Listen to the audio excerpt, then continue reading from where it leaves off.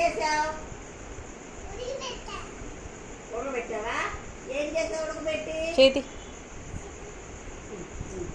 ఉడకబెట్టి ఏం చేసావు? కూర ఏం చేసావు? ఆవుకి వేసింది. ఆవు ఏం చేసింది? పాలు ఏం చేసావు? పంతులు ఏం చెప్పాడు? పాఠం చెప్పాడు.